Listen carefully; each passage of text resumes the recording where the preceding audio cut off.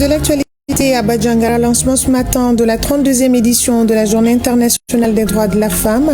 La cérémonie était présidée par le Premier ministre, chef du gouvernement, le général de division Abdoulaye Maïga, qui a réaffirmé au nom du chef de l'État l'engagement des autorités à promouvoir les droits des femmes et des filles pour un avenir sûr et équitable dans un Mali résilient, unifié et souverain.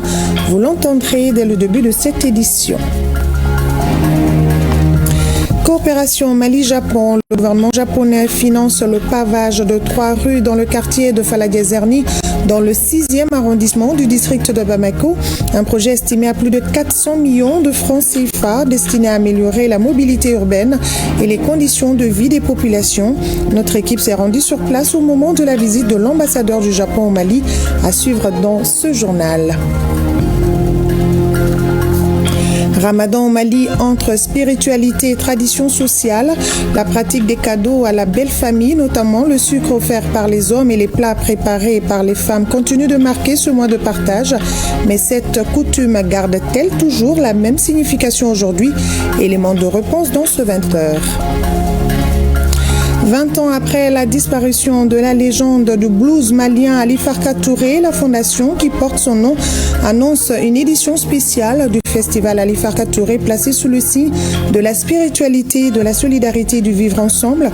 Le thème Ali, 20 ans d'héritage. Bonsoir à toutes et à tous. Ce 8 mars, le Mali célèbre la Journée internationale des droits des femmes. Cette année, les regards sont tournés vers Badjangara qui a accueilli les festivités nationales dédiées aux femmes maliennes. Oui, la célébration de la 32e édition de la Journée internationale des droits des femmes a été officiellement lancée ce matin à Badjangara par le Premier ministre, chef du gouvernement, le général de division Abdoulaye Maïga. Droits des femmes et des filles, agir pour un avenir sûr et équitable dans un Mali résilient, unifié et souverain. C'est le thème choisi par notre pays. Au nom du chef de l'État, le Premier ministre a réaffirmé l'engagement des autorités de la transition à renforcer la promotion et la protection des droits des femmes et des filles. Nous vous proposons un extrait de son discours de lancement, des propos recueillis par Mamari Kone Aloutouri.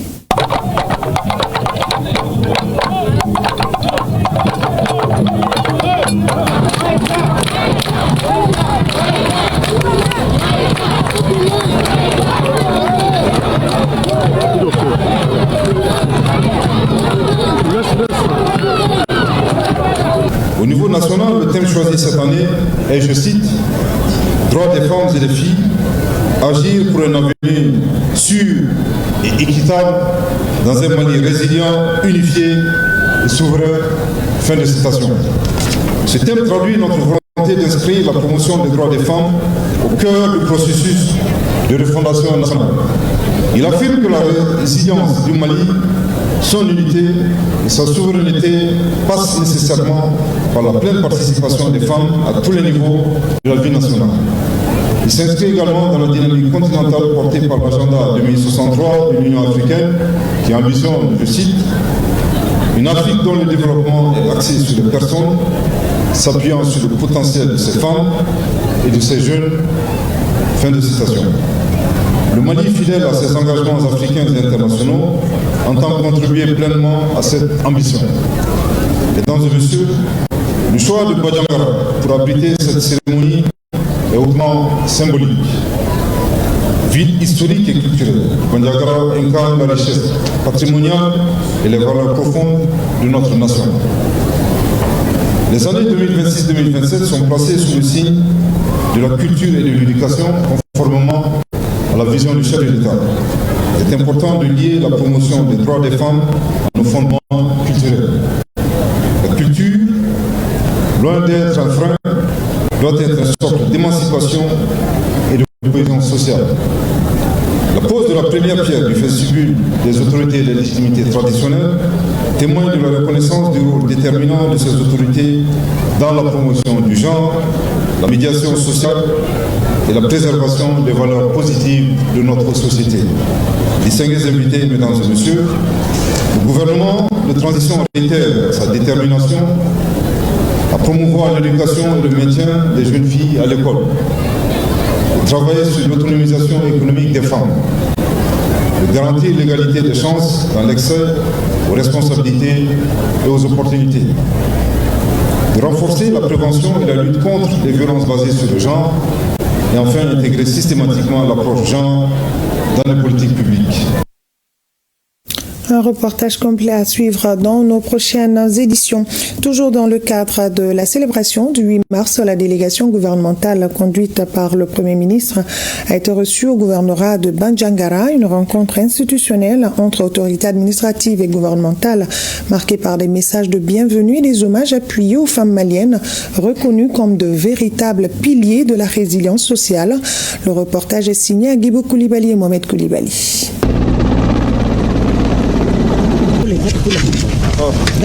Dès l'arrivée du Premier ministre et sa délégation à Bandiagara, les autorités administratives et les forces vives venues des différents cercles leur ont réservé un accueil chaleureux. Au gouvernorat de Bandiagara, le chef du gouvernement a rencontré les forces vives. Le gouverneur a salué la présence du chef du gouvernement et des membres de son équipe. Selon lui, le choix porté sur la région pour abriter cette célébration nationale constitue une marque de considération pour les populations de Bandiagara. Le gouverneur a mis en exergue la résilience des communautés locales face aux défis sécuritaires et humanitaires, tout en soulignant le rôle central des femmes dans la consolidation de la paix et la préservation du tissu social. Comme beaucoup de régions du centre de notre pays, Bandiagara fait face à plusieurs défis majeurs. Sur le plan sécuritaire, la région a connu ces dernières années des épreuves difficiles liées à l'insécurité, aux attaques des groupes terroristes et aux tensions intercommunautaires. Ces situations ont affecté le fonctionnement normal de certaines localités et perturbé les activités économiques et sociales. Malgré ces difficultés, je tiens à saluer la résilience remarquable des populations qui continuent de croire en l'avenir et de travailler sans relâche pour préserver la paix et la cohésion sociale. Sur le plan humanitaire, la région accueille aujourd'hui un important lot de personnes déplacées internes et des réfugiés contraints de quitter leur localité d'origine en raison de l'insécurité. Ces populations vivent dans des conditions souvent précaires et nécessitent un accompagnement soutenu de l'État et de ses partenaires. Je voudrais ici saluer les efforts du gouvernement ainsi que l'accompagnement des partenaires techniques et financiers, des organisations humanitaires, des ONG qui ne ménagent aucun effort pour venir en aide aux populations affectées. Le Premier ministre, le général de division Abdoulaye Maïga, a salué l'engagement des femmes maliennes dans tous les secteurs de la vie nationale, notamment dans l'agriculture, le commerce, l'éducation et la promotion de la cohésion sociale. Je voudrais vous dire combien nous sommes heureux d'être aujourd'hui parmi vous dans cette belle région emblématique de notre pays, riche de son patrimoine culturel, de son histoire et de la vitalité de ses populations. Monsieur le gouverneur, population de la région de Bandiagara, vous avez rappelé avec justesse les immenses potentialités de la région, notamment sa richesse culturelle, humaine et agricole. Cette région marquée par ses majestueuses falaises et ses masques et traditions millénaires qui font la renommée de notre pays à travers le monde constitue un symbole fort de l'identité culturelle de notre pays. Mais vous avez également évoqué avec franchise et lucidité les défis auxquels votre région est confrontée, notamment sur le plan sécuritaire, humanitaire et du développement. Je tiens à saluer ici la clairvoyance et le sens de responsabilité avec lesquels les autorités administratives, les légitimités traditionnelles, les leaders communautaires et l'ensemble des forces vives de la région travaillent quotidiennement pour maintenir la paix, préserver la cohésion sociale et accompagner les populations. Le chef du gouvernement a réaffirmé la volonté des autorités de la transition de poursuivre les efforts en faveur de la promotion des droits des femmes et de leur participation effective au processus de développement. Monsieur le gouverneur, population de la région de Bandiagara, soyez assurés que le gouvernement de la République reste pleinement mobilisé pour accompagner la région de Bandiagara dans la prise en charge de ses préoccupations prioritaires. Les défis que vous avez évoqués, qu'il s'agisse de la sécurité, de l'accès à l'eau potable, des infrastructures routières, de l'accès aux soins de santé, de l'éducation ou encore de la promotion de l'emploi des jeunes et des femmes, sont au cœur des préoccupations des plus hautes autorités de notre pays. Cette étape au gouvernorat aura ainsi donné le ton d'une célébration placée sous le signe de la reconnaissance, de l'engagement et de la solidarité envers les femmes de la région de Bandiagara et de tout le Mali. À Bamako, les femmes de l'Union nationale des travailleurs du Mali, UNTM, ont également célébré avec ferveur la Journée internationale des droits des femmes. Aux côtés du secrétaire général de l'UNTM, elles ont animé une conférence débat consacrée au rôle et responsabilités des femmes syndicalistes dans les domaines de l'éducation et de la culture dans un contexte sécuritaire exigeant. Une rencontre enrichie par les mélodies d'antan de l'ensemble instrumental du Mali en présence de membres du gouvernement, d'anciens ministres et de gouverneurs du district de Bamako. Reportage à Wadaman Koulibaly et Jenny Mokandiabati. En ce mois de pénitence, les charges familiales n'ont pas entaché l'énergie et la détermination des militantes de l'UNTM à se mobiliser à la Bourse du travail à l'occasion de cette journée qui leur est dédiée. Aux côtés des femmes, des responsables syndicaux et membres du gouvernement.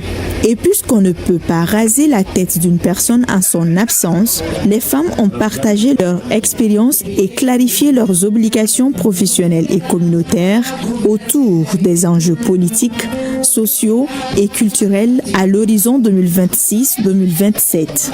En tant que femme au foyer, mère et éducatrice, notre rôle crucial consiste à sécuriser nos enfants en famille, avec la transmission de nos valeurs, nos traditions dans leur éducation en tant que femmes travailleuses et syndicalistes, promouvoir une culture de paix, de l'égalité, garantir une protection sociale.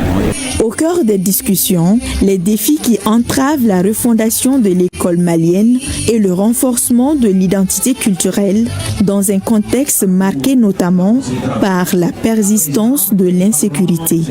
Déplacement des populations, fermeture d'écoles, fragilisation du tissu social, interruption de la transmission des savoirs et des valeurs. Ces réalités touchent particulièrement les zones affectées par l'insécurité. Elle accentue aussi les inégalités des genres et limite la participation des femmes aux sphères de décision, y compris dans nos propres instances syndicales. Plus qu'un simple cadre d'échange, la rencontre s'est transformée en véritable masterclass animée par des aînés engagés et sensibles à la cause des femmes. En initiant cette formation pour vos membres, vous contribuez ainsi à améliorer la compréhension de vos membres, à asseoir les bases d'un dialogue social entre acteurs syndicaux et contribuer aux objectifs de l'année de la culture et de l'éducation.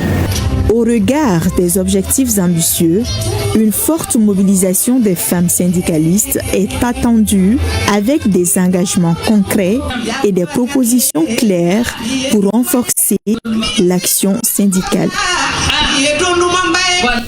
Autre initiative en faveur des femmes, la Confédération syndicale des travailleurs du Mali, CSTM, met l'accent sur les femmes du secteur informel. Son comité des femmes a organisé une conférence débat dédiée à ces actrices. Les échanges ont porté sur l'accès à la justice et à la contribution de ces femmes à l'économie nationale autour du thème l'autonomisation des femmes du secteur informel. Quelle perspective pour le développement socio-économique dans un contexte de crise sécuritaire et climatique au Mali? Le reportage est signé Aminata Brahima Ouedraogo et Julie Traoré. Par la force de leur petit commerce, de nombreuses femmes portent sur leurs épaules le destin de familles entières, garantissant chaque jour alimentation, santé, éducation. Cependant, la question de l'autonomisation des Nyéléni du secteur informel est toujours au cœur des débats à la Confédération syndicale des travailleurs du Mali. Comment lever les nombreux obstacles qui freinent encore l'émancipation de ces braves dames? Par rapport aux pesanteurs socio-culturelles, elles ont été écourtées dans leur éducation. Elles n'ont pas pu achever les études parce que tout simplement, elles faisaient face au mariage précoce, au mariage forcé. Quand on examine tout cet aspect, on va voir que c'est quelque chose qui est à relancer. Il faut que les femmes arrivent à se faire confiance, qu'elles se disent qu'elles sont capables et qu'elles ont une contribution importante à faire dans l'économie de la nation. Au-delà des pagnes stylées, du bruit des tambours et des pas de danse, la célébration du 8 mars est l'occasion pour la CSTM d'attirer l'attention des décideurs sur les conditions de travail de ces femmes, jusqu'ici bridées par les tares propres de notre société. Dans les statistiques, 96% des travailleurs du Mali sont du secteur informel. Donc, raison pour laquelle on a choisi ce thème en l'honneur des femmes travailleuses dans le secteur informel. La situation de la couche féminine reste marquée par la précarité et la discrimination, liées d'une part à leur statut social et de l'autre au phénomène du monde moderne. Les efforts sont salutaires, certes, mais les défis restent encore énormes. Pour les militantes et militants de la CSTM, le combat est sans équivoque. Celui pour l'autonomisation des femmes ne doit pas se limiter à la célébration d'une seule journée, mais une bataille quotidienne. Cette conférence de presse marque le début d'une série d'activités menées par la CSTM en faveur de cette lutte essentielle. Coopération culturelle Mali-Chine autour du Bogolan. À la veille du 8 mars, l'ambassade de la République populaire de Chine a ouvert ses portes à une cinquantaine de femmes venues de divers horizons. Au programme, un atelier de Bogolan, symbole fort du patrimoine malien qui a servi de cadre d'échange culturel et de partage entre les deux peuples. Une initiative en parfaite résonance avec la vision du président de la transition qui a décrété 2026 année de l'éducation et de la culture. Reportage à Ouadama Koulibaly et Makan Djakité. Au bord de l'eau, bercés par une douce mélodie, les mains s'activent avec patience et précision. Sur les écharpes, les premiers motifs apparaissent à la craie avant de se révéler peu à peu grâce à l'argile. Femmes de médias, cadres du ministère des Affaires étrangères et leurs amies chinoises s'immergent dans l'art ancestral du Bogolan pour commémorer la journée qui leur est dédiée. Quoi de plus symbolique en cette année dédiée à la culture que d'honorer les femmes à travers l'un de nos trésors patrimoniaux, le Bogolan. Il est récit transmis de génération en génération, souvent par les mains des femmes. Il est une passerelle entre tradition et modernité. Il est une rencontre entre les cultures maliennes et chinoises. Un dialogue tissé de respect et d'amitié. La culture aussi, c'est un pilier qui permet de faire passer les messages. Et ici, il s'agit des droits des femmes. Revoir les droits des femmes de façon générale, leur avancer. Qu'est-ce que nous faisons tous les jours pour que les femmes puissent mieux être participatives dans le développement de nos pays. Je pense que c'est ça. Et joindre la culture à cela, c'est permettre justement de joindre l'utile à l'agréable. Au-delà de cette activité artistique, la coopération féminine sino-malienne continue de se renforcer. Un partenariat dynamique et porteur d'opportunités. La partie chinoise a invité 5 représentantes maliennes à participer en Chine à un séminaire de renforcement des capacités destinées aux femmes des pays africains francophones et a convié 33 représentantes maliennes à un séminaire sur la participation des femmes maliennes à la gestion des conflits et à la consolidation de la paix. Nous entendons saisir cette occasion pour renforcer la construction de la cause des femmes avec la partie malienne et explorer ensemble de nouvelles voies pour développer la coopération féminine. Pour l'épanouissement de la femme à l'échelle mondiale, la Chine prévoit pour les 5 prochaines années le lancement de 1000 projets d'aide sociale, un programme d'échange et de formation en Chine pour 50 000 femmes, ainsi que la création d'un centre mondial de renforcement des capacités féminines, entre autres initiatives.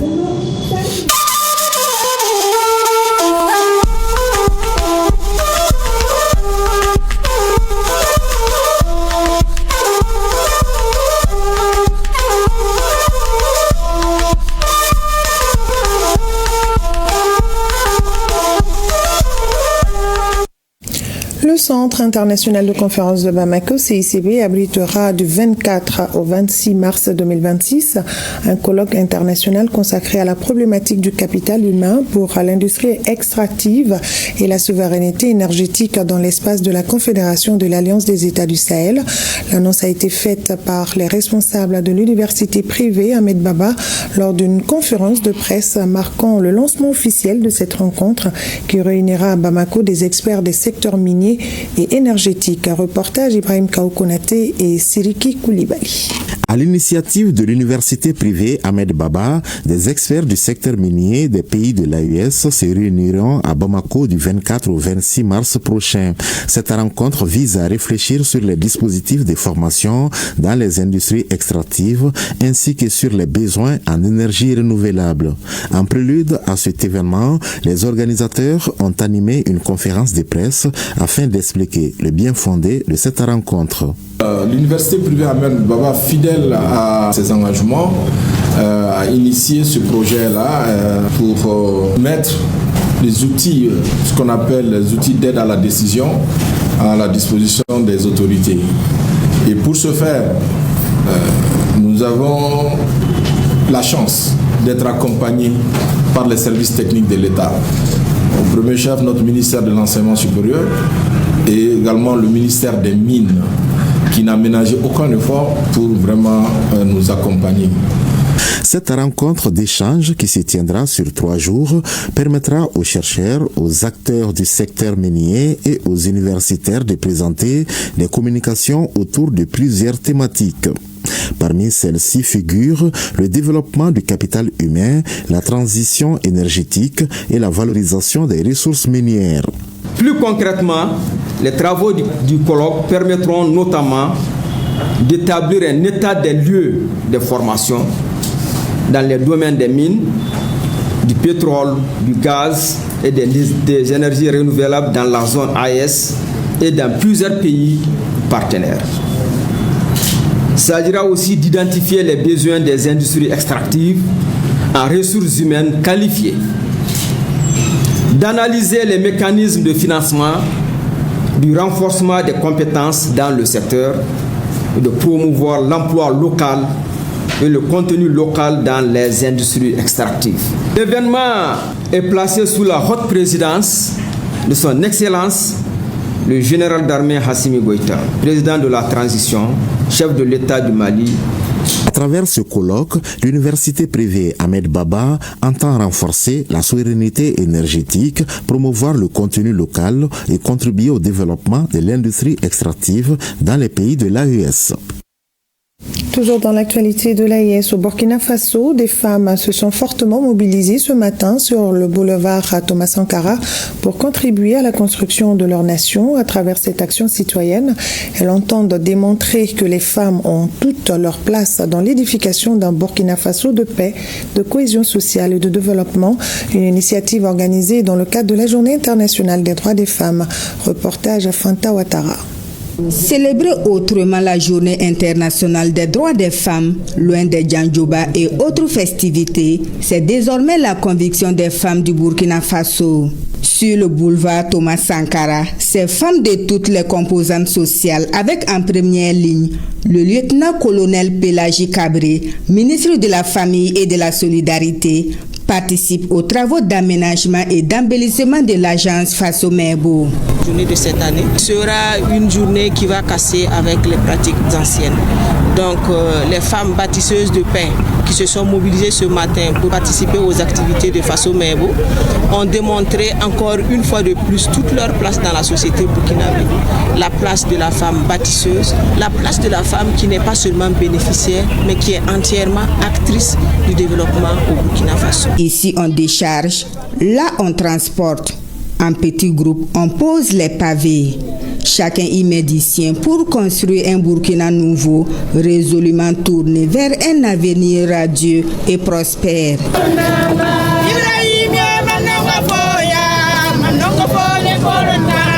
Avant, les femmes ne savaient pas, c'était l'ignorance. Avant, ce que les femmes savaient, c'est rentrer dans les maquis, danser et puis voilà, l'habillement qui les préoccupait. Le gouvernement est même un peu en retard sur la question. Moi, je pense que ça n'a que trop duré. Je pense que ce qui est important, nous sommes un pays à forte majorité féminine. Nous contenter d'un pays unijambiste qui ne travaille qu'avec les hommes. Et nous, étant la majorité, c'est normal que nous puissions apporter notre contribution. Donc les femmes peuvent le faire. Ce que nous pouvons faire pour vraiment que la société retrouve la paix, pour que la protection puisse se construire, nous allons le faire. Nous les femmes sommes disposées, mettre plusieurs femmes ensemble, c'est soulever une nation.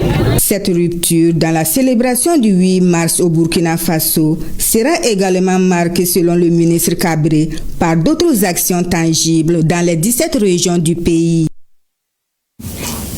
Au Aussi, une délégation ministérielle nigérienne a effectué une mission de travail au Togo, conduite par le ministre de l'Agriculture et de l'Élevage. La délégation a échangé avec les acteurs de la chaîne portuaire sur les modalités de déchargement de 20 000 tonnes d'engrais minéraux, un appui de la Fédération de Russie au Niger. Le résumé de Ramatou Ali.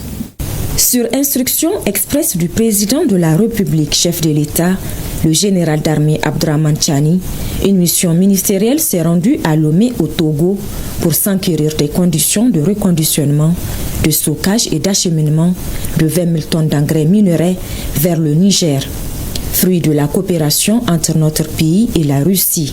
La délégation a aussitôt rencontré les autorités ministérielles impliquées dans la logistique portuaire et les questions de transport. Nous sommes venus rencontrer notre collègue du ministre de l'Agriculture du Togo pour que des dispositions soient prises afin que, du point de vue logistique, technique, administratif, toutes les conditions soient réunies afin que l'acheminement de cet engrais soit fait dans les meilleures conditions sécurisées. Dans un point de presse qu'il a livré au terme de la mission, le colonel Mohamed El Hadj Ousmane s'est réjoui de l'excellence des relations bilatérales établies entre les deux pays et a transmis ses remerciements aux plus hautes autorités du Togo. Le président de la République, chef de l'État, le général d'armée Abdrahmane Tchani, nous a instruit, moi-même et le directeur général de la CAIMA, à venir superviser toutes les opérations de bout en bout, afin que cet engrais soit très rapidement mis en œuvre à la disposition des producteurs nigériens qui entament la campagne agricole irriguée. L'acheminement des intrants est fort attendu, rien de surprenant à cela, car pour rappel, le projet d'ordonnance portant loi des finances pour l'année budgétaire 2026, examiné en Conseil des ministres le 31 décembre 2025, consacre le secteur agropastoral comme levier majeur de développement économique et social. Cette volonté politique forte vise à stimuler la croissance, renforcer la sécurité alimentaire et créer des emplois durables dans les secteurs de l'agriculture et de l'élevage.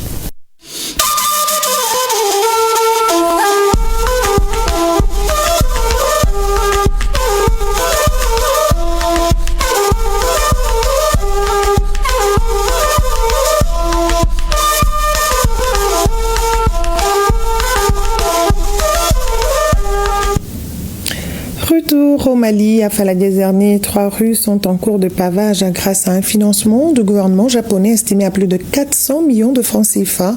Notre équipe de reportage s'est rendue sur place pour constater l'état d'avancement des travaux coïncidant avec la visite de l'ambassadeur du Japon au Mali. Reportage à Youssouf Diakité et Aruna Diara. La route est un facteur incontournable du développement local. C'est pourquoi les gouvernements maliens et japonais s'attellent à la construction de voiries urbaines. Dans un premier temps, nous sommes ici à Faladjezerni, une parfaite illustration de cette coopération. Le projet en question porte sur 3 rues entièrement financées par le Japon à hauteur de 500 millions de francs CFA. La main-d'œuvre est assurée par la jeunesse malienne. Le choix de ces 3 rues, parce que d'abord, les techniques que nous sommes en train d'appliquer ici, il a été demandé à ce que nous formons les jeunes déplacés. Le produit est exclusivement produit au Japon aujourd'hui et nous, cette année, on va déjà installer une unité de mixage. Si nous parvenons à produire le Stein au Mali, on produit déjà le ciment au Mali, la latérite, on l'a vraiment abondamment au Mali. Je pense que cela vraiment va nous aider à résoudre beaucoup de problèmes en termes d'infrastructure. Selon l'explication de l'ingénierie japonaise, les produits utilisés résistent à toutes les intempéries. Le Stein que vous voyez, c'est un agent de durcissement du sol. L'épaisseur que nous avons ici, c'est 15 cm et ces 15 cm peuvent supporter de 20 à 30 tonnes. Que l'objectif aussi de sa présence, c'est aussi le choix de ce riz, comme ça l'avait été déjà dit, c'est pour les déplacer. Une coïncidence heureuse, la visite de l'ambassadeur du Japon sur les lieux qui, dit-il, ce projet est une contribution en faveur du Mali au regard de la situation que traverse le pays. Dans tous les pays, le problème de développement, ça vient de la route, de la voie de communication. Et puis, ça coûte énormément pour aménager des voiries, etc. Mais avec le produit Stein, on peut réduire le prix jusqu'à 40-50%. et qui dure plus de 50 ans. La coopération Mali-Japon, faut-il le rappeler, est un partenariat stratégique de longue date, focalisé sur le développement socio-économique, la sécurité humaine et la formation professionnelle. Les principaux domaines d'intervention incluent l'agriculture, l'éducation, la santé, l'approvisionnement en eau, la sécurité et la valorisation locale via le renforcement des capacités techniques. Toutes choses qui cadrent avec le présent projet en matérialisation. Solidarité pendant le Ramadan, on en parle ce soir également. Quand l'heure de la rupture du jeûne approche, la solidarité s'invite dans les rues, les hôpitaux et les espaces publics. Des volontaires de tout âge se mobilisent pour offrir des repas aux retardataires et aux malades hospitalisés. Un geste fortement recommandé par l'islam qui transforme la ville en véritable carrefour de générosité. Mais cette course à la solidarité n'est pas sans défi, notamment en matière d'organisation. Aminata Brahima Ouedraoui et Yaya Kone sont allés voir. Nous sommes à quelques minutes de la rupture du jeûne. Pour ces chefs de famille sortant du travail, le trajet vers la maison ressemble à un défi perdu d'avance au regard de la distance. Si rejoindre leur propre table est impossible, une solution s'offre à eux. Ce soir, c'est l'iftar qui vient à leur rencontre. An bɛ moto de sanfɛ mɔgɔ I bɛ taa yɔrɔ dɔ la kuma dɔw la I b'a laɲini ka segin so wagati dɔ la a dɔw la kuma dɔw la a tɛ kɛ ten o de y'a to an bilara retard la bi mais an ka retard an bɛ se k'a fɔ an m'a jɔyɔrɔba ye k'a sababu kɛ an sun tigɛ hɛrɛ ani baden na. Sun bɛ tigɛ ka sɔrɔ mɔgɔw bɛ so sira la kuma dɔ I ma se so fɔlɔ ayiwa I bɔ kuma mɛnna dɔɔni baara yɔrɔ fana na bon sira fɛ tantɔ ka kangaliba kalaman d'i ma ou bien ka jisuma d'i ma ko ɲumanba don. A ka di bɛɛ ye ka sun tigɛ so mais n'i ka baara yɔrɔ kɔni baara daminɛ wagati sera ka sɔrɔ sun tigɛ wagati fana bɛ yen obligé len don I bɛna baara yɔrɔ la I bɛna tigɛ déjà n'a b'i bolo ka ban bi minnu bɛ k'a kɛ u ka u jija a la sunkalo don mɔgɔ tɛ baraji tɛ mɔgɔ bolo baraji bɛ Ala de bolo. Baradji ou bénédiction en français est justement la récompense recherchée par la plupart des donateurs. Chaque jour, ils répondent présents au bord de la route à la rencontre des usagers, dans les hôpitaux, au chevet des malades et accompagnants, et dans les mosquées, au plus près des fidèles pour la rupture du jeûne. Siralaw la n'i y'a ta k'a lajɛ ni suntigɛ waatiw sera surtout Bamakɔ yɛrɛ kɔnɔna na mɔgɔw bɛ boli fanga la pour que u bɛ se ka se so joona k'u ka suntigɛw sɔrɔ bon an y'a laɲini est-ce que an t'a lajɛ ka ko dɔ kɛ mun bɛ se ka dɔ bɔ accident fangaw la o de nana ni nin idéw ye ka an ye suntigɛw dilan an bɛna di mɔgɔw ma sirada la pour que dɔ bɛ se ka fɔ choc fanga la suntigɛ heure la u bɛna u b'a di mɔgɔw ma hali maa min tɛ sunna olu b'a profiter ba minnu bɛ sunna a bɛ diya yɛrɛ kosɛbɛ parce que dɔw bɛ to sira kun na u tɛ so la sɔrɔ bon o b'a sɔrɔ fɛn t'u bolo bon ni dɔw kɛra sa u bɛ se ka kɛ sababu ye u b'o minɛ k'u ka sun tigɛ u bɛ baraji sɔrɔ alhamdulillah. À 18h précises, l'on retrouve des éléments cruciaux pour les jeûneurs. Thé chaud, eau fraîche, bouillie et plat de résistance. Derrière ce geste, c'est toute une chaîne de bienfaiteurs qui s'active. Ala b'a musaka Ala b'a nɔgɔya n'a surunyana n'u b'a fɔ mɔgɔw ye dɛmɛ bɛ na don o don nin bɛ tobi a kilo 50 ni kalo ye tile 10 sɔrɔ zamɛ bɛ tobi k'a di mɔgɔw ma bɛɛ b'a dun. An yɛrɛ de b'a labɛn a bɛ labɛn sanuya kɔnɔ la parce que an bɛ précaution de ta depuis sunkalo ma se bonne volonté dɔw fana bɛ na ni dumuni ni boisson fana ye k'a d'an ma quoi donc an b'olu fana fara an ka dɛmɛw kan k'a di suntigɛlaw ma u bɛ sun tigɛ ne. Majoritairement des jeunes, la plupart de ces bienfaiteurs ne s'attendent à aucun retour ici-bas. Mais dans l'au-delà, la récompense est immense selon l'islam.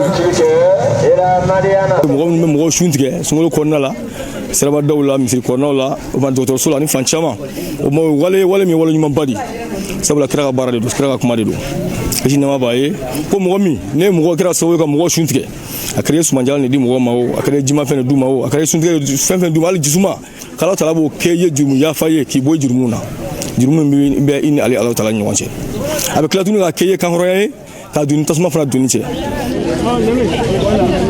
Parfois, l'acte de bienfaisance produit l'effet contraire. À l'hôpital Gabriel Toury, nous avons rencontré près d'une dizaine de donateurs le même jour. Une affluence élevée qui crée des désagréments au sein de la structure sanitaire.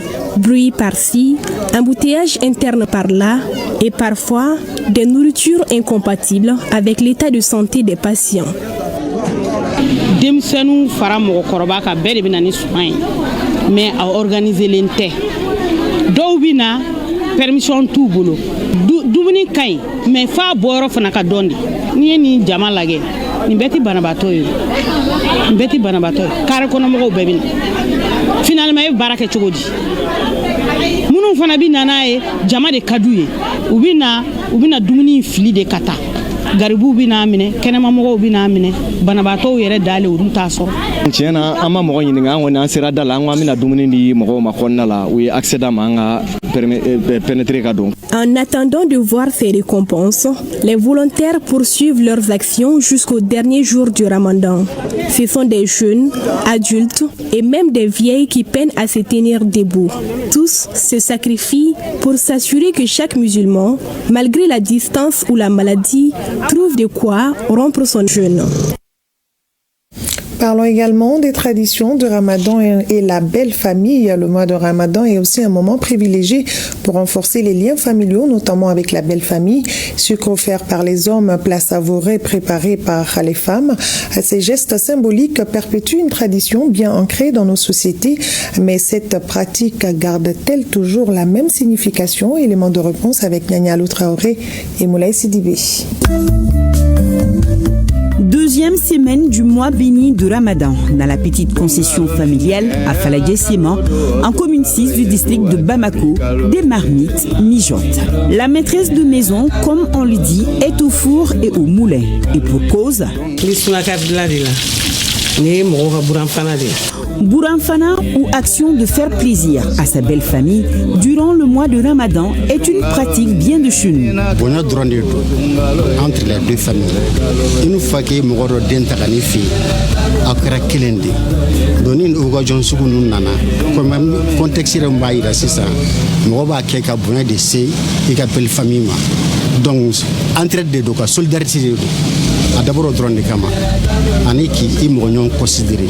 Dans la société africaine, nous avons vu qu'il y a une tradition qui s'est instaurée depuis plusieurs décennies. Alors, cette cuisine a un sens un peu distant, a une dimension de solidarité aussi. Voilà, et tout cela, bon, ce sont des pratiques qui existent dans nos sociétés et qui ne font que vraiment renforcer la cohésion sociale et les vivre ensemble. Selon l'imam Aboubakar Semiga de la mosquée de Garantibougou, elle trouve sa source depuis le temps du prophète Mohamed, paix et salut sur lui.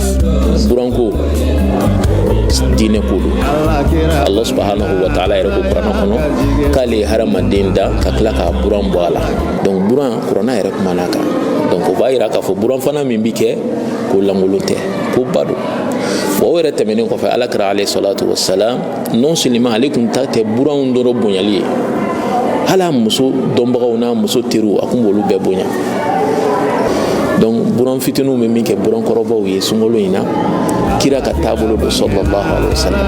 L'imam va encore plus loin. Le geste ne se limite pas à la simple règle religieuse. Il est fortement ancré dans la société pour maintenir une certaine cohésion. A bɛ mɔgɔw gɛrɛ ɲɔgɔn na parce que n'a bɛ don min na buran tɛ da a yɛrɛ kelen dɔrɔn ma a b'a sigi ɲɔgɔn wele a b'a teriw wele a b'a dɔnbagaw wele bon buran fitininw nimɔgɔninw ni fɛnw bɛɛ bɛ na. Voilà. Bon, a bɛ kɛ sababu ye hali basi caman bɛ yen a bɛ se k'o baw ni ɲɔgɔn cɛ sunkalo in na t'a sɔrɔ tuma dɔ la gɛlɛya dɔ bɛ se ka kɛ ni buran cɛ mais n'i taara ni dumuni ye gɛlɛya bɛ tɛmɛ walima n'i y'a k'i ka laada i b'a kɛ i b'a ye k'a fɔ hali nimɔgɔninw ninnu ni basi b'u cɛ kansinamuso aw bɛɛ lajɛlen bɛ ɲina ɲɔgɔn ka gɛlɛyaw kɔ donc on a ɲɔgɔnna caman nafaw b'a la. Retournons chez notre baramuso du jour. Le menu semble copieux. Ne bala ka siyɛni firiti de dilan komi siyɛni firiti bɛɛ de b'o dilan n'o tɛ dumuni wɛrɛw bɛ yen nka sɛ de tɔgɔ ka bon ka tɛmɛ a tɔ kan. Poulet frites sautées dans l'oignon, le tout présenté dans de belles tasses. Les femmes y accordent de l'importance, car c'est l'une des rares fois qu'il est demandé aux épouses de faire plaisir aux beaux-parents en montrant leur savoir-faire culinaire. an ka ka minɛ bolo fila ye fo n'a sɔrɔ a se t'i n'a se kɔni b'i ye a se b'i ye a kɛ ne ni ŋaniya la. Il est 16h, tout est fin prêt. Reste maintenant d'apporter les plats chez les beaux-parents. Comment les acheminer dans les 10 familles situées dans différents quartiers de la capitale?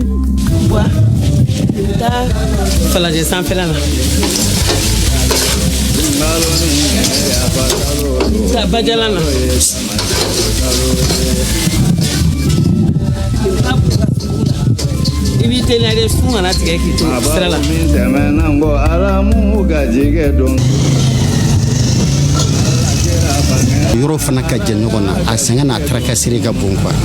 Ni k'i bɛ bɔ par exemple sisan ne k'i bɔ Bulukasumugu la ka taa jusqu'à Kalabankoro a tarakasiri ka bon a fɛn ka bon. Donc c'est pour cela que dɔw b'a essayer k'a sursoir. Hali n'i ma kɛ san o san ni lafɛrɛ wagati min na i b'a kɛ. En ville, nous avons baladé notre micro pour savoir quel sens les populations donnent réellement à cette tradition. Bonya de do. Warko tɛ ani k'a fɔ ko I ka sɛ de di diyagoya ou bien kami de di diyagoya ayi o tɛ I b'a dabɔ bonya in yɛrɛ de kama I ye dumuni fɛn fɛn sɔrɔ. Kuran fana o ye fɛn ye bon an b'a kɛ I b'a fɔ ko ladala ko ka sɔrɔ ladala ko tɛ wajibi tɛ. Kuran fana ye fɛn ye o ye n'i b'a fɛ ka taa I buran bonya mais buran fana k'a fɔ k'an b'a don an ka tabiya kɔnɔ k'a kɛ wajibi tɛ. Mais suna kari kan kan se tɛ min ye o bɛ na wasigi aw fɛ o bɛ dumuni kɛ ɲɔgɔn fɛ o bɛ baraji sɔrɔ o bɛ baraji sɔrɔ. Ala kira man don ala y'anw gajigɛ don suna sunkalo jɔra. Les gens souffrent sur le plan financier. Bon, des parents qui comprennent aussi que gɛlɛya bɛ olu bɛ caman mɔgɔw empêcher à la yɛrɛ ne bɔra tɛna ne fɛ aujourd'hui gardez votre monnaie. Question: est-ce que la pratique évolue? Les paniers Ramadan sont-ils en train de remplacer progressivement les grandes tasses aux plats fumants et savoureux?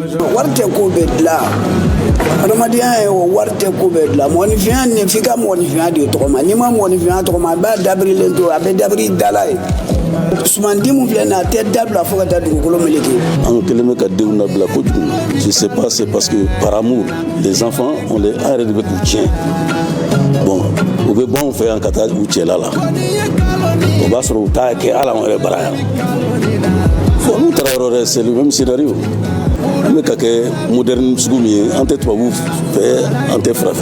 Si c'est bien compris, l'essentiel est de donner, de partager, bref de faire plaisir à l'autre comme le prescrit la religion musulmane.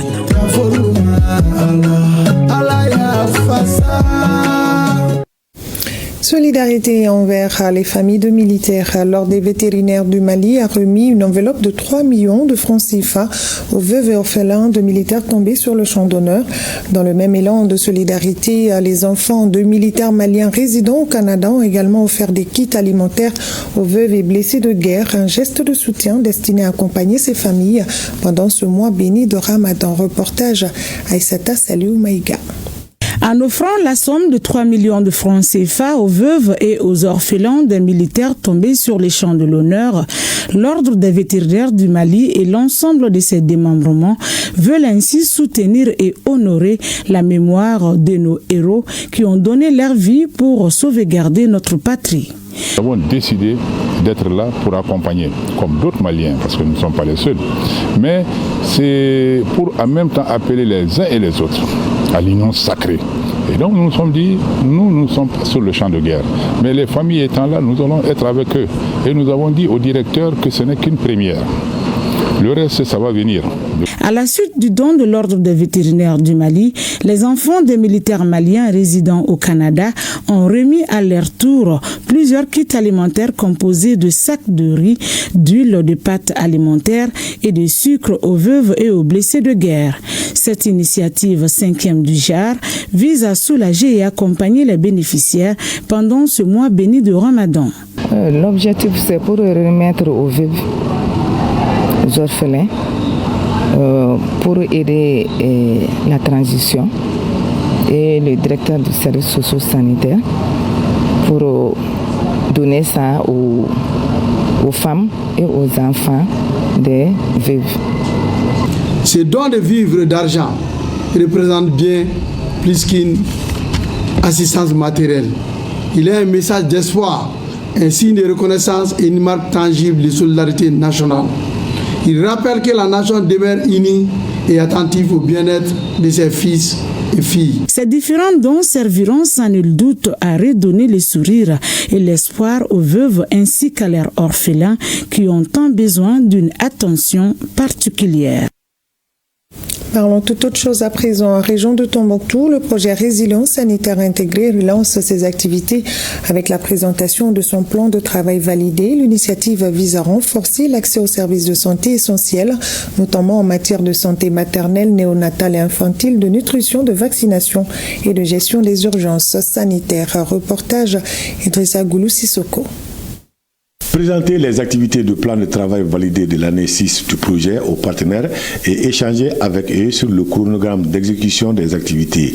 Voilà les objectifs de cette rencontre de haut niveau du projet MIR, Momentum Integrated Health Resilience, en région de Tombouctou. Il s'agit de fournir des services de santé essentiels en santé maternelle, néonatale et infantile, nutrition, vaccination, entre autres. Ce projet, forcément, va impacter dans la santé des enfants, de la mère. Et pourquoi? Parce que quand on prend le volet de la santé infantile, le renforcement de capacités, les activités de formation, surtout la formation des acteurs sur des volets spécifiques qui sont en lien avec la santé infantile, la formation sur la vaccination et aussi l'appui à ces agents de santé, mais aussi le renforcement des ressources humaines. Parce que, vous savez, ces deux régions souffrent d'insuffisance de ressources humaines. Le projet cible prioritairement les femmes en âge de procréer et les enfants de moins de 5 ans et couvre, outre le district sanitaire de Tombouctou, celui de Diré et Goundam. Si la femme enceinte n'a pas la possibilité d'atteindre le service, il y a un problème. MIR va nous accompagner, va accompagner l'État. Ça cadre parfaitement avec les orientations de nos hautes autorités. Aujourd'hui, nous avons un taux de malnutrition aiguë globale qui dépasse les 10%, ce qui n'est pas très bon. Donc il est important que chacun puisse essayer de faire en sorte que cet accompagnement que le projet fait puisse nous aider à protéger nos populations. Les autorités régionales remercient le projet MIR pour ce nouveau départ dans la région pour l'offre des services de santé de qualité au profit des populations. Je voudrais vous rassurer que les autorités administratives de la région de Tombouctou, les collectivités, les services techniques et la population ne ménageront aucun effort pour accompagner le projet MIR dans la mise en œuvre de ces activités au bénéfice de l'ensemble des populations. Il faut noter que MIR est un projet mondial financé par le département d'État américain dans le cadre de l'initiative Momentum mis en œuvre dans plusieurs pays pour renforcer les systèmes de santé. Nous restons dans le registre de la santé. En 2025, l'Office national de la santé et de la reproduction ONASER a consacré plus de 4,8 milliards de francs CFA à la mise en œuvre de plusieurs activités, notamment la formation de journalistes sur les questions de santé et de la reproduction, de mortalité maternelle, néonatale et infanto-juvénile, ainsi que des campagnes de sensibilisation sur les cancers du sein, du col de l'utérus et de la prostate. Pour 2026, l'ONASER prévoit un programme d'action estimé à plus de 4,9 milliards de francs CFA, incluant notamment l'opérationnalisation du centre de recherche, de formation et d'innovation. Ces informations ont été données lors de la 4e session du conseil d'administration de l'ONASER. Compte rendu Adam Maïga. En 2025, l'Office national de la santé et de la reproduction a mené plusieurs activités, notamment les campagnes de sensibilisation contre les maladies telles que les cancers du sein, du col de l'utérus et de la prostate. Aussi, cette structure a réalisé des activités de planification familiale, le tout pour un budget de plus de 4,8 milliards de francs CFA. Malgré ces réalisations, la structure a été confrontée à des difficultés financières, Nous sommes à notre 4e session effectivement du conseil d'administration de l'ONASR et nous avons réalisé 65% de ce budget au cours de l'année 2025. Mais nous avons eu beaucoup de difficultés, certes, c'est des difficultés liées au financement des partenaires et parce que les prévisions étaient largement au-delà de ce qui a été financé. Donc les autres difficultés étaient liées effectivement aussi à certaines activités sur le terrain et qui étaient liées au carburant, mobilisation. Pour l'année 2026, l'ONASR prévoit plusieurs activités, notamment la formation des prestataires des infirmeries scolaires et universitaires sur la technologie contraceptive. Aussi, il est prévu l'organisation d'une table ronde pour la mobilisation des ressources en vue de la mise en place d'un fonds de lutte contre la mortalité maternelle, néonatale et infanto-juvénile. Le plan opérationnel 2026 est assorti d'un projet de budget de 4 923 657 francs CFA.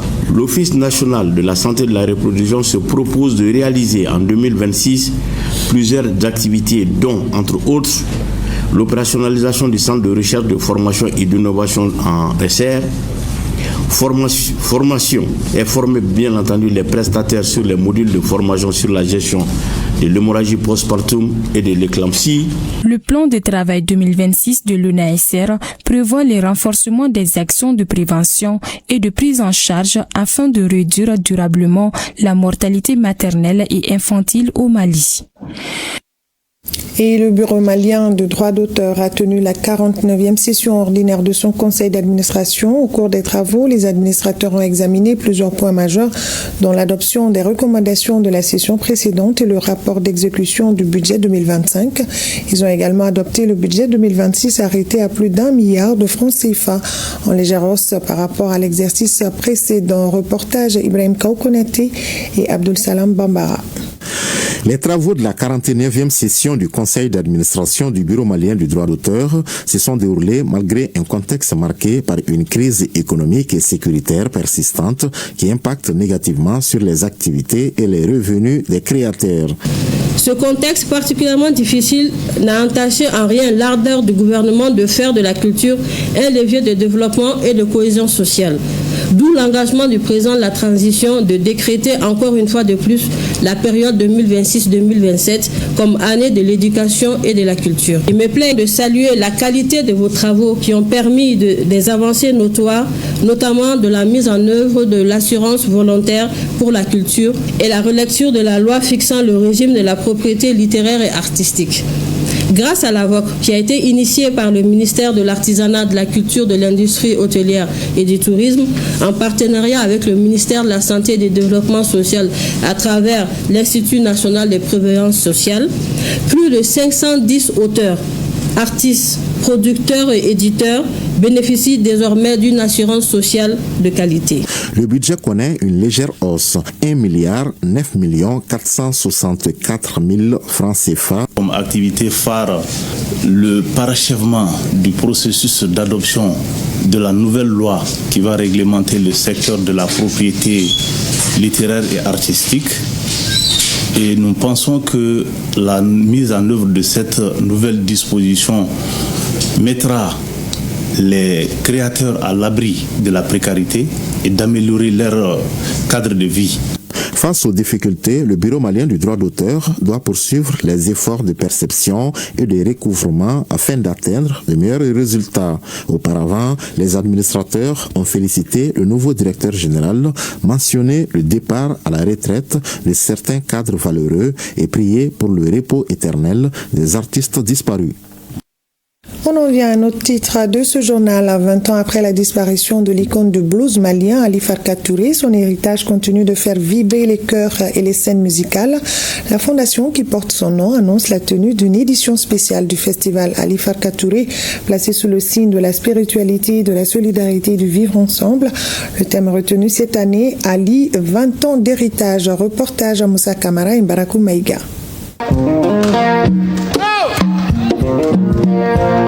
De décennies après sa disparition, l'héritage du légendaire Ali Farka Touré continue d'être porté par ses amis, collaborateurs et sa famille. Du 23 au 29 mars 2026, Bamako accueillera la 9e édition du festival qui porte son nom. Une édition spéciale placée sous le thème Ali 20 ans d'héritage, en harmonie avec le mois de Ramadan. Lors d'une conférence de presse, la Fondation Ali Farka Touré dévoile les grandes lignes de l'événement. Il y aura des marchés, il y aura des concerts, il y aura des expositions ventes, il y aura des formations. Parce que Ali n'était pas que musicien. On veut avoir Ali dans toutes les dimensions. Nous avons décidé cette année d'innover un tout petit peu, commencer à diversifier un peu nos activités, mais aussi nos scènes. Donc la scène sera à la Fiabougou, mais il y aura 2 espaces. C'est-à-dire le rond-point Ali Farka Touré va recevoir une scène, mais le terrain de foot devant la maison Ali Farka aura une scène. Badlabougou, il y aura aussi une scène. Donc c'est un élément pour aussi dire que à partir de cette année, nous allons internationaliser le festival, afin que le festival puisse se dérouler au-delà du Mali. La solidarité s'est manifestée pendant la rupture collective des jeunes, un moment de partage qui reflète les valeurs de générosité que prônait l'artiste de son vivant. Pour les acteurs du monde artistique, cette célébration est aussi un moment de transmission et de reconnaissance. Aujourd'hui, beaucoup d'artistes bénéficient de l'aide de Ali Farka Touré. Ali, les 20 ans ne doivent pas passer inaperçus. Si on avait les moyens nécessaires, on allait y mettre pour encore pérenniser les œuvres d'Ali. 20 ans après son départ, la musique d'Ali Farka Touré continue de traverser les temps et les frontières. Et à Bamako, ce festival rappelle qu'une légende ne disparaît jamais tant que ses notes continuent de faire vibrer les cœurs. Yeah!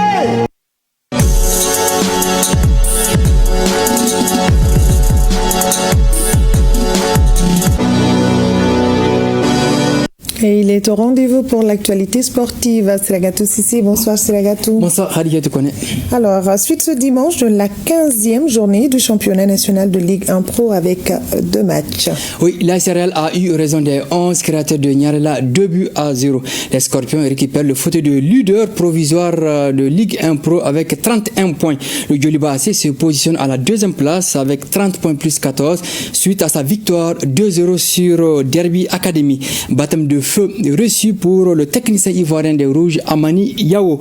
Le Binga FC assurant hier le strict minimum 1-0 face à Malikoura. FC est 3e avec 30 points plus 13. Le Stade Malien de Bamako lui est 8e avec 19 points et 2 matchs en retard. Le match devant opposer l'ASC et le Stade Malien de Bamako est reporté à cause du déplacement des Blancs à Pretoria pour jouer contre Mamelodou Sundowns d'Afrique du Sud en quart de finale allée de la Ligue africaine des champions. Et Ramadan Sport, il n'est pas rare de voir les gens pratiquer le sport tout en observant le jeûne. Cela nécessite, Siragatou, des efforts physiques supplémentaires. Oui, certains fidèles observent le jeûne tout en pratiquant les activités physiques et sportives. Est-ce compatible? Quel est l'avis des médecins sportifs? Nous vous proposons le dossier de la rédaction Ramadan et pratiques sportives avec Famouri Djourté et son équipe. Le mois de Ramadan est souvent synonyme de changement dans le rythme de vie. Les habitudes alimentaires et le sommeil sont modifiés, ce qui peut influencer la pratique d'une activité physique. Le mois de Carême a besoin qu'on fasse du sport. La plupart des gens le font après la rupture. Mais c'est ce qui est bien. Pratiquer le sport pendant le Ramadan présente des bienfaits, à condition d'être prudent. Le sport est bel et bien conseillé déjà au mois de Ramadan, mais il faut l'adapter au jeûne. Toutefois, pratiquer une activité physique sans avoir mangé ni boire pendant plusieurs heures peut présenter certains dangers pour l'organisme. Il y a la déshydratation, il y a aussi déjà l'hypoglycémie. L'hypoglycémie, ça c'est l'organisme en fait manque de glucose généralement dans le sang. Le danger principal, ce n'est pas le sport en tant que tel, c'est l'intensité effectuée au cours du sport. Une pratique du sport intense en pleine chaleur, notamment dans des villes comme Bamako où les températures sont élevées, peut exposer à des malaises. Dans un climat chaud comme le Mali, l'importance est de privilégier la pratique sportive modérée ou douce et bien adaptée.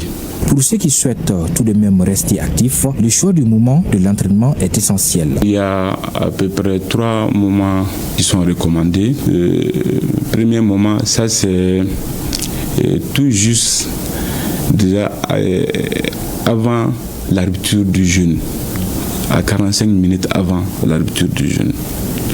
Donc l'avantage de ces moments, c'est que déjà les sportifs, après tout l'effort, donc il peut s'hydrater et s'alimenter. Donc il y a aussi déjà un autre moment, 2 heures après iftar, donc d'ailleurs qui est déjà en mode maintenant.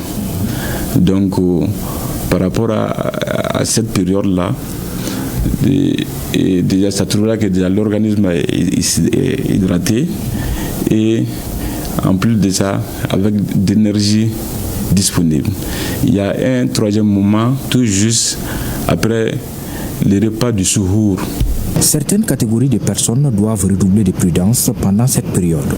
Ce sont les personnes souffrant de maladies cardiovasculaires, les personnes aussi souffrant de diabète mal équilibré, les personnes souffrant d'hypertension artérielle sévère. En résumé, faire du sport pendant le ramadan est possible, mais cela demande écoute du corps, modération et bonne organisation. L'objectif reste de préserver sa santé tout en maintenant une activité physique adaptée durant ce mois de spiritualité. Cette annonce avant de nous séparer ce soir dans l'émission Kibabao sur la radio chaîne 2 à partir de 22h45. Koyi Sibi reçoit Cheikh Tidiane Traoré, directeur de campagne du candidat Issa Sidibé pour la présidence de la Ligue de football du district de Bamako prévu le 14 mars 2026. Kibabao est une réalisation de Souleymane Sanogo. Very good. Merci bien, Seragatou Sissé, et bon début de semaine. Merci. C'est la fin de cette édition. 8 mars, en ce jour symbolique, rendons hommage aux femmes maliennes, piliers de nos familles et artisanes silencieuses de développement. Nos grands-pères disaient que la femme est la racine de l'arbre de la vie. Sans elle, aucune communauté ne peut grandir. Bonne fête du 8 mars à toutes les femmes du Mali. Merci de votre attention et excellente soirée à tous.